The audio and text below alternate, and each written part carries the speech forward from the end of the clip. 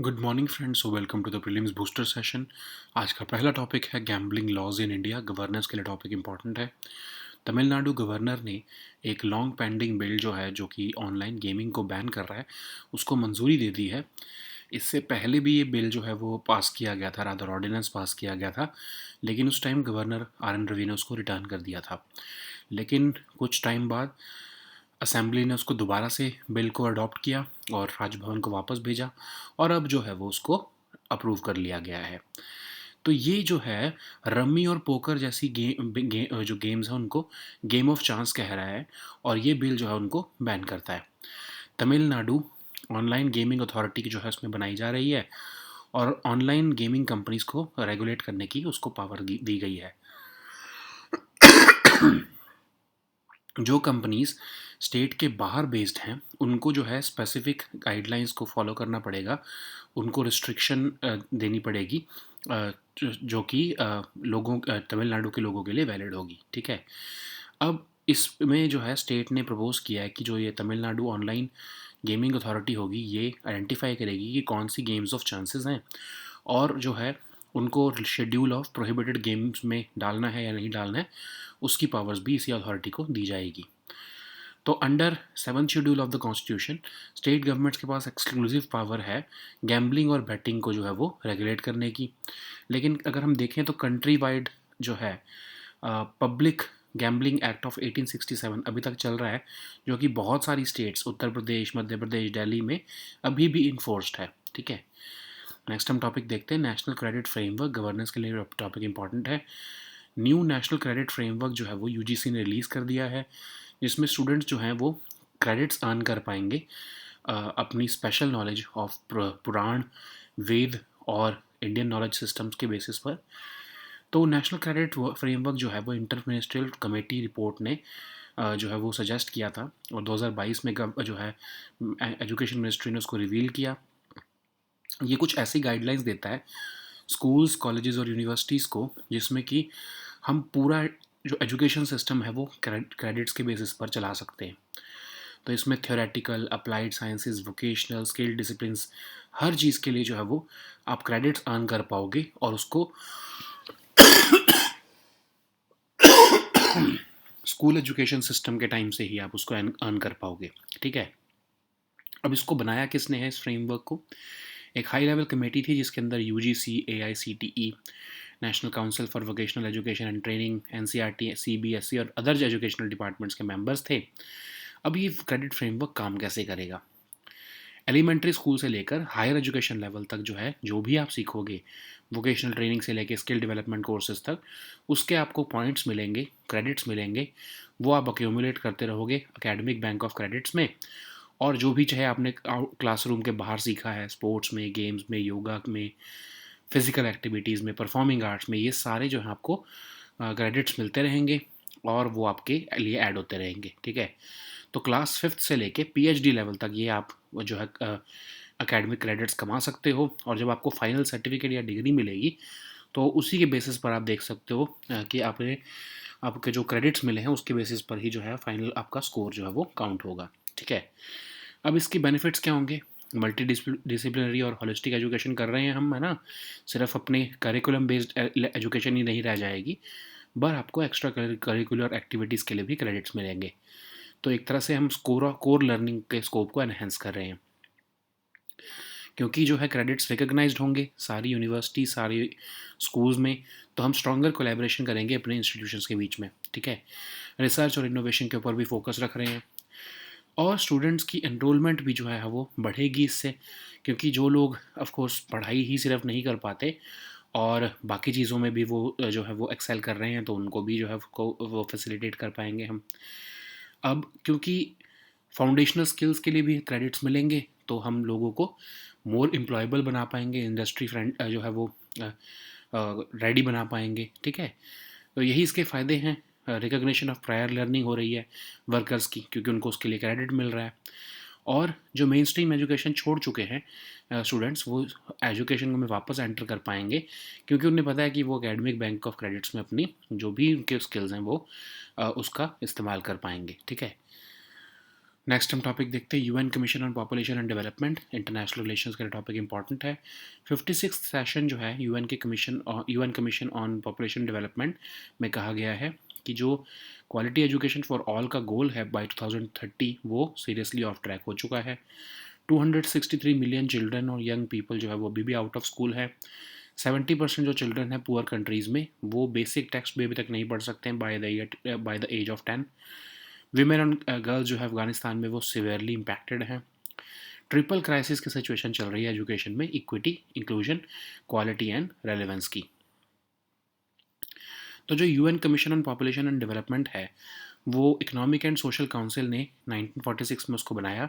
47 member countries होती हैं इसकी और elected by economic and social council ही होती हैं, ठीक है। 4 साल के पीरियड के लिए इलेक्ट की जाती हैं। ये एक 3 टायर्ड इंटर गवर्नमेंटल मैकेनिज्म है और इसकी मीटिंग्स जो है वो लगभग 2 से 3 साल में हो रही हैं सिंस अंटिल 1994, ठीक है।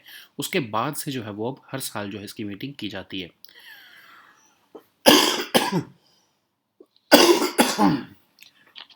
तो इसका जो है वो मैंडेट ये है कि इकोनॉमिक और सोशल काउंसिल को पॉपुलेशन इश्यूज, डेवलपमेंट स्ट्रेटजीज, इन सब के बारे में एडवाइस करना। नेक्स्ट हम टॉपिक देखते हैं rates and InvITs index. Economical topic important है। तो रिसेंटली एनएससी इंडाइसिस लिमिटेड जो कि नेशनल स्टॉक एक्सचेंज की एक सब्सिडरी है, उन्होंने पहला इंडिया का रियल एस्टेट इन्वेस्टमेंट ट्रस्ट और इंफ्रास्ट्रक्चर इन्वेस्टमेंट ट्रस्ट इंडेक्स जो है वो रिलीज़ किया है। तो ये इंडेक्स है क्या, पब्लिकली लिस्टेड हैं, एनएससी पे ट्रेड हो रहे हैं। इसको रिव्यू और रीबैलेंस हर क्वार्टर में किया जाएगा। जो इसमें वेट ऑफ सिक्योरिटीज़ दी गई हैं वो फ्री फ्लोट मार्केट कैपिटलाइजेशन के बेसिस पर होंगी। और इसमें कौन से जो है स्टॉक्स या फिर कौन सी जो है वो इसमें इन्वेस्टमेंट्स आएंगी, जैसे जो एम्बेसी ऑफिस पार्क्स की जो है आपके रियल एस्टेट इन्वेस्टमेंट ट्रस्ट हैं, पावर ग्रिड इंफ्रास्ट्रक्चर इन्वेस्टमेंट के ट्रस्ट हैं, इसको रिलेटेड जो भी इन्वेस्टमेंट्स हैं वो उसके थ्रू ये इंडेक्स जो है वो स्कोर करेगा, ठीक है। तो रियल एस्टेट इन्वेस्टमेंट ट्रस्ट होते क्या हैं? ये एक ऐसी कंपनी है जो इनकम जनरेटिंग रियल एस्टेट को या तो ओन करती है, ऑपरेट करती है और फाइनेंस भी करती है। तो ये जैसे स्टॉक्स आपके पब्लिकली ट्रेडेड होते हैं वैसे ही इसको भी ट्रेड किया जाता है। ये म्यूचुअल फंड्स के ऊपर ही मॉडल होती है, ठीक है। अब इनविट्स क्या होते हैं? ये वही म्यूचुअल फंड लाइक इंस्ट्रूमेंट्स होते हैं जिसमें इंफ्रास्ट्रक्चर सेक्टर में इन्वेस्टमेंट की होती है। जो भी उससे रिटर्न्स जनरेट होता है वो ऑफ कोर्स इन्वेस्टर्स को उससे जो है वो प्रॉफिट जनरेट किया जाता है। इसको भी जो है वो सेबी के साथ रजिस्टर करना पड़ता है। नेक्स्ट हम टॉपिक देखते हैं स्टेट डेवलपमेंट लोन्स। इकोनॉमी के लिए टॉपिक इंपॉर्टेंट है। रिसेंटली 4 स्टेट ने 5800 करोड़ के स्टेट डेवलपमेंट लोन्स जो है वो ऑक्शन में जो है उससे उन्होंने पैसा जनरेट किया है। तो ये डेटेड सिक्योरिटीज़ होती हैं जो स्टेट्स इशू करती हैं मार्केट बोरोइंग्स के लिए, बजटरी नीड्स अपनी पूरी करने के लिए। और इसको आरबीआई जो है वो ई कुबेर सिस्टम के थ्रू जो है ऑक्शन करता है। इसमें इंटरेस्ट रेट जो होता है वो सेंट्रल गवर्नमेंट से जनरली थोड़ा ज़्यादा दिया जाता है और commercial banks, mutual funds, insurance companies जैसे इन्वेस्टर्स इसमें इन्वेस्ट करते हैं। तो डेटेड सिक्योरिटीज़ क्या होती हैं? लॉन्ग टर्म सिक्योरिटीज़ होती हैं जिसमें फिक्स्ड या फ्लोटिंग इंटरेस्ट रेट दिया जा रहा होता है और फिजिकल डेफिसिट को जनरली फाइनेंस करने के लिए स्टेट गवर्नमेंट जो है वो ये इशू करती है। नेक्स्ट हम टॉपिक देखते हैं language bridge friendship project. Art and culture के लिए टॉपिक इंपॉर्टेंट है। तो आईसीसीआर ने रिसेंटली एक special project the language friendship bridge project जो है वो लॉन्च किया है जिसमें इंडिया के कल्चरल फुटप्रिंट को जो है वो बढ़ाया जाएगा। तो जिन कंट्रीज़ के साथ हमारे हिस्टोरिकल टाइज़ रहे हैं जैसे म्यांमार, श्रीलंका, उज़्बेकिस्तान, इंडोनेशिया, वहाँ के पीपल टू पीपल एक्सचेंज हम बढ़ाने के लिए अब जो है आईसीसीआर 5 से 10 लोगों को official languages of these nation सिखाएगा। और अभी तक जो है वो 10 लैंग्वेजेस जो है वो सिलेक्ट की गई हैं और उनके बेसिस पर जो है इन देशों की इन कंट्रीज़ की जो है लैंग्वेज सोच सिखाई जाएगी 5 से 10 लोगों को, ठीक है। आईसीसीआर जो है वो मौलाना अबुल कलाम आज़ाद जी ने 1950 में इसको जो है वो फाउंड किया था। इंडिया के एक्सटर्नल कल्चरल रिलेशंस को जो है वो फॉर्मुलेट करना, इम्प्लीमेंट करना, उसके रिलेटेड पॉलिसीज़ ये काम करता है। कल्चरल रिलेशंस को स्ट्रेंथन करता है और कल्चरल एक्सचेंजेस जो है वो प्रमोट करता है, ठीक है। नेक्स्ट हम टॉपिक देखते हैं great Nicobar island project. Environment के लिए टॉपिक इंपॉर्टेंट है। जो ईस्टर्न ब्रांच है नेशनल ग्रीन ट्रिब्यूनल की, उसने जो है स्टे लगा दिया है ग्रेट निकोबार आइलैंड प्रोजेक्ट के ऊपर, जो कि 72,000 करोड़ का प्रोजेक्ट है। इन्वायरमेंट मिनिस्ट्री ने इसको क्लियरेंस दे दी थी इस प्रोजेक्ट को नवंबर 2022 में, लेकिन जो है एनजीटी ने भी इस पर रोक लगा दी है। तो प्रपोजल क्या है इसमें? एक मेगा प्रोजेक्ट है जिसमें अंडमान निकोबार आइलैंड के सदर्न एंड पर जो है ये प्रोजेक्ट इम्प्लीमेंट किया जाएगा। International transshipment terminal, international airport, township development, gas and solar based power plant जो है वो यहाँ पर लगाया जाएगा। और ये पूरा का जो है पोर्ट जो है वो इंडियन नेवी उसको कंट्रोल करेगी। ठीक है। अब गवर्नमेंट क्यों डेवलप करना चाहती है इस एरिया को? क्योंकि इसकी लोकेशनल एडवांटेज है। कोलंबो से और सिंगापुर दोनों से ही ये जो है वो इक्विडिस्टेंट है। East west international shipping corridor का भी जो है ये एक तरह से पार्ट बनता है। लेकिन स्ट्रेटजिक और सिक्योरिटी रीजंस भी है। चाइनीज़ प्रेजेंस यहाँ पर बे ऑफ बंगाल में बढ़ती जा रही है, तो ग्रेट निकोबार को जो है हम 1970 से ही डेवलप करना चाहते थे, बट अब और द मोर जो है नीड फील की जा रही है। अब इन्वायरमेंटलिस्ट कह रहे हैं कि यहाँ का जो इकोसिस्टम है वो बहुत ही फ्रेजाइल है। ट्री कवर जो है वो लॉस अगर होगा तो उससे जो है फ्लोरा और फौना जो है आइलैंड का वो बहुत इम्पैक्ट होगा। मैंग्रोव्स भी जो है वो लॉस हो जाएंगे अगर ये प्रोजेक्ट जो है वो आगे बढ़ता है तो। नेक्स्ट हम टॉपिक देखते हैं Amrit Bharat station scheme. Economy के लिए टॉपिक इंपॉर्टेंट है। साउथ वेस्टर्न रेलवे जो है वो 2 रेलवे स्टेशन कृष्ण राजापुरम और वाइटफील्ड स्टेशन जो अमृत भारत स्टेशन स्कीम के अंडर आते हैं उनको जो है वो रिवैम्प करने वाला है। अमृत भारत स्टेशन स्कीम है क्या? स्टेशंस को कॉन्टिन्यूस बेसिस पर जो है डेवलप करना, मास्टर प्लानिंग बनाकर लॉन्ग टर्म इम्प्लीमेंटेशन करना है उस मास्टर प्लान की, फैसिलिटीज़ जो है वो इन्हेंस करके देना, न्यू अमेनिटीज़ प्रोवाइड करना, हाई लेवल प्लेटफॉर्म्स, स्टेशन को जो है अप्रोचेस को इम्प्रूव करना, दिव्यांगजन जो है उनके लिए अमेनिटीज़ जो है यहाँ पर प्रोवाइड करना, ये सब जो है वो स्कीम का पार्ट है। नेक्स्ट हम टॉपिक देखते हैं कॉस्ट इन्फ्लेशन इंडेक्स। इकोनॉमी के लिए टॉपिक इंपॉर्टेंट है। रिसेंटली इनकम टैक्स डिपार्टमेंट ने कॉस्ट इन्फ्लेशन इंडेक्स जो है उसको नोटिफाई कर दिया है इस फाइनेंशियल ईयर के लिए। तो सीबीडीटी जो है वो इसको हर साल जो है वो नोटिफाई करता है सिंस 2001, और जनरली इसको जून में जो है वो नोटिफाई किया जाता है, लेकिन इस बार 3 महीने पहले ही इसको नोटिफाई कर दिया गया है। तो ये कॉस्ट इन्फ्लेशन इंडेक्स होता क्या है? तो जनरली इसका यूज़ किया जाता है इन्फ्लेशन एडजस्टमेंट करने के लिए किसी भी एसेट की, जो कि जैसे land, building, houses, gold, jewellery, debt mutual funds जो हैं, उसको अगर आप सेल कर रहे हो तो लॉन्ग टर्म कैपिटल गेन कैसे कैलकुलेट किया जाएगा? क्योंकि हो सकता है आपने कोई प्रॉपर्टी 1 लाख रुपए की 2003 में खरीदी हो, अब उसकी कीमत अगर 1 करोड़ हो गई तो इसका मतलब ये नहीं, और आपने उसको बेचा तो इसका मतलब ये नहीं कि आपने 99 लाख का प्रॉफिट कमाया। तब से लेके अब तक जो है इन्फ्लेशन को भी तो आप एडजस्ट करोगे ना। हो सकता है उसकी कीमत इस टाइम पर, अगर आप उस समय के 1 लाख की कीमत जो है वो आज के समय के 50 लाख के बराबर हो, तो वो आप कैसे कैलकुलेट करोगे? उस इसी कॉस्ट इन्फ्लेशन इंडेक्स का इस्तेमाल करते हुए। ठीक है। तो इसी को हम कैसे कैलकुलेट करते हैं? उस पर्टिकुलर जो है जी, अगर आपने इस साल जो है वो बेचा है उस पर्टिकुलर एसेट को, तो इस साल का जो है सीआईआई वर्सेस जो है सीआईआई जब आपने परचेज़ किया था, और उसको मल्टीप्लाई करते हैं एक्चुअल कॉस्ट प्राइस के साथ। ठीक है। तो गवर्नमेंट ने ये भी कहा था बजट 2017 में कि जो बेस ईयर है वो 1981 से उसको हम चेंज करके 2001 कर देंगे। ठीक है।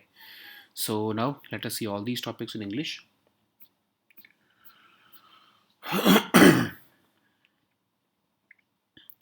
So the first topic is gambling laws in India. This topic is important for your governance section. Tamil Nadu governor has recently approved a long pending bill to ban online gaming. So this was initially sent to the governor in October 2022, but he returned this ordinance. Later on, the assembly readopted the bill and sent it to Raj Bhavan once again.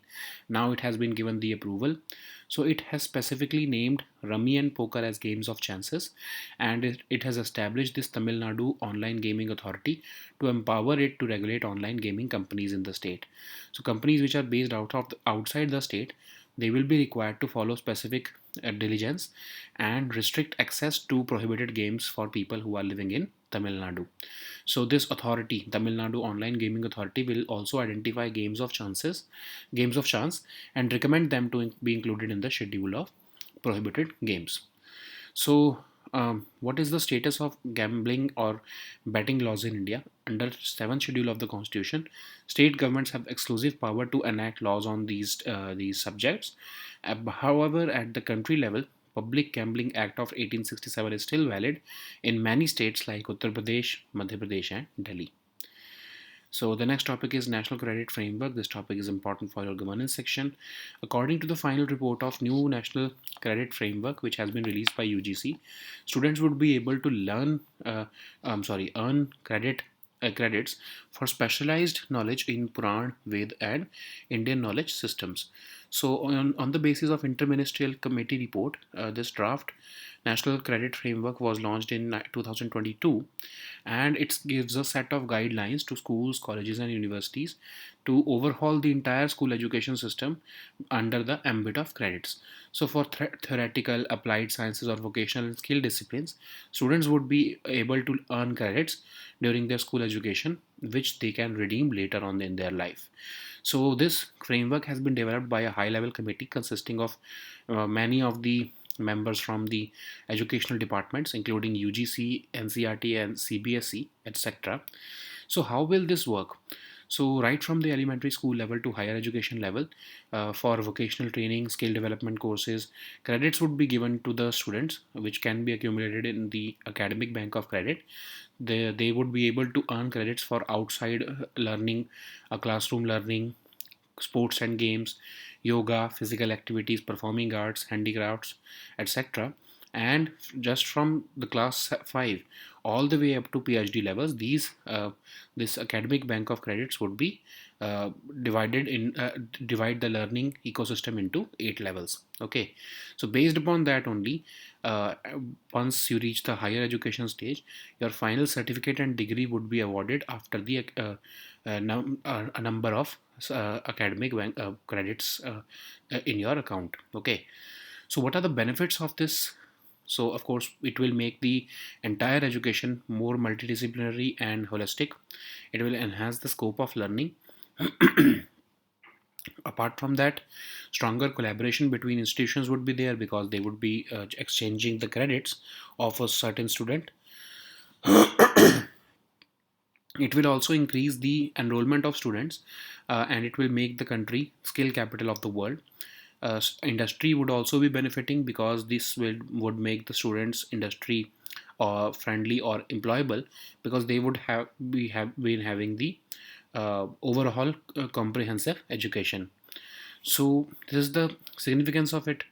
Academic and vocational domains will be mobilized between basically this credit system would mobilize academic and vocational domains for a student. It will also enable students who have dropped out of mainstream education to re-enter this education system, and it will also promote recognition of prior learning for workers who have acquired certain knowledge and skills informally. So the next topic is UN Commission on Population and Development. This topic is important for your international relations. 56th session of UN's Commission on Population and Development has warned that goal of achieving equality education for all by 2030 is seriously off track. Currently, about 263 million children and young people are out of school. 70% of the children in poor countries cannot understand a basic text by the age 10. Women and girls in Afghanistan are severely being banned from high school and university. So there is a triple crisis in education: one from equity and inclusion, quality, and then from relevance. What is UN Commission on Population Development? It was established by Economic and Social Council in 1946, and member countries are elected by Economic and Social Council for a period of 4 years. There are total 47 member countries representing the geographic distribution of the world. So this is a three-tiered intergovernmental mechanism, and the meetings were held every 2 to 3 years until 1994. But since then, it is being held once a year. So it advises the Economic and Social Council on various strategies like population issues and trends and the other development strategies. So the next topic is rates and INVITS index. This topic is important for your economy section. So NSC Indices Limited, which is a subsidiary of National Stock Exchange, has launched India's first ever real estate investment trust and infrastructure investment trust index.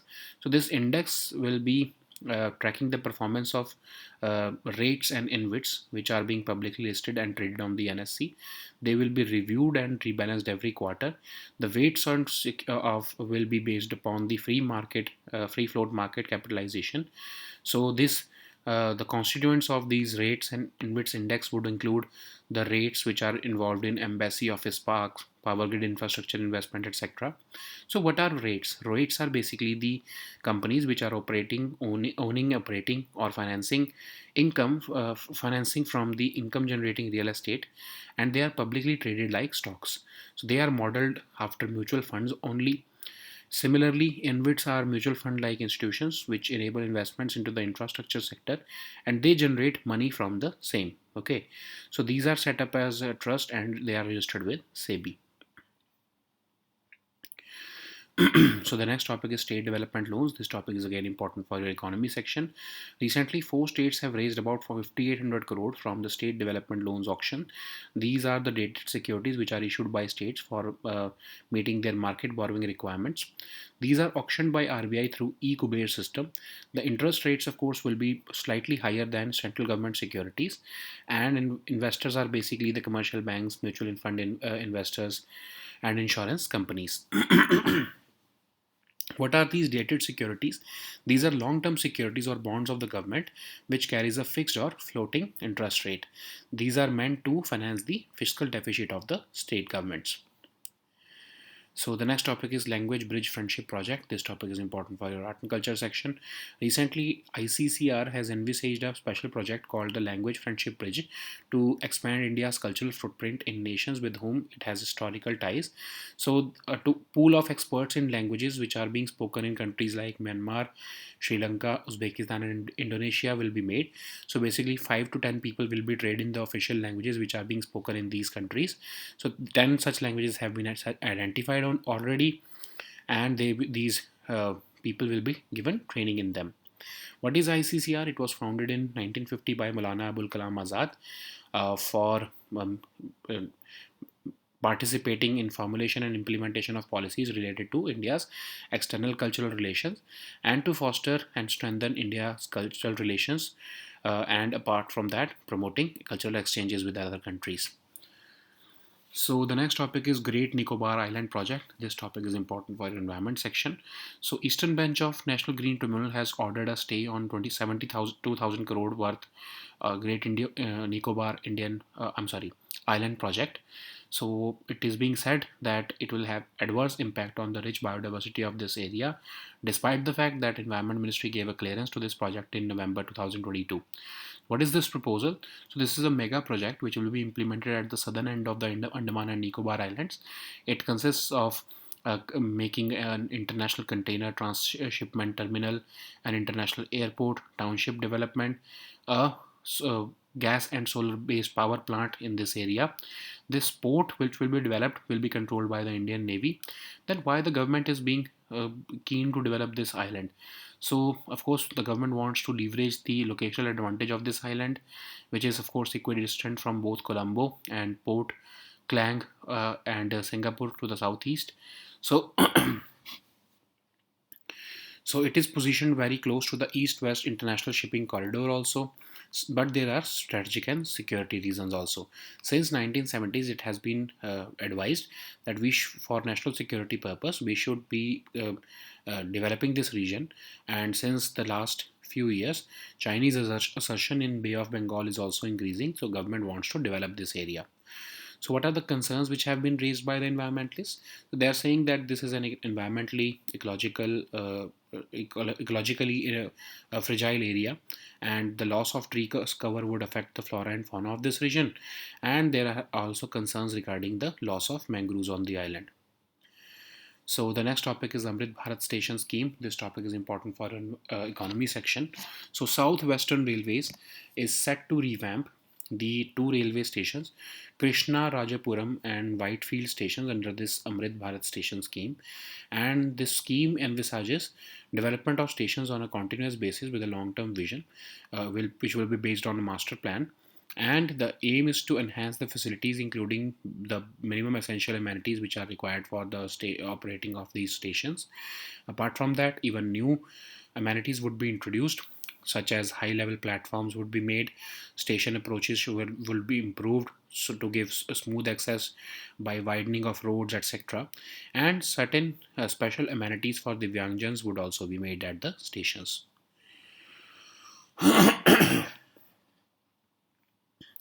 So the next topic is cost inflation index. This topic is important for your economy section. So income tax department has recently notified the cost inflation index for the current fiscal year, beginning 2000 April 2023, and this is generally notified by the Central Board of Direct Taxes each year since 2001 in the month of June, but this year it has been notified 3 months earlier itself. Then what is this cost inflation index? So generally it is used to calculate the inflation adjusted rise in the value of an asset like land, buildings, houses, gold jewelry, debt, mutual funds, and so on. But remember that in this budget, it finance minister announced that debt mutual funds would not be allowed to have the benefit of cost inflation index from next year. Okay, so basically, just take this example that in 2003 you bought a plot or a real estate, and you made a real estate investment in land worth rupees 1 lakh. Now it is worth rupees 1 crore. It does not mean that if you sell it at this point you would have earned 99 lakh rupees as profit. It would have meant you have to adjust that 1 lakh rupees in 2003 and what is its value in the present context. Only after that you would be able to calculate your actual long term capital gain. So perhaps if you adjust it with cost inflation index, the value would come out to be 40 lakhs. So the 1 lakh rupee would be 40 lakh rupees at the current in the current context.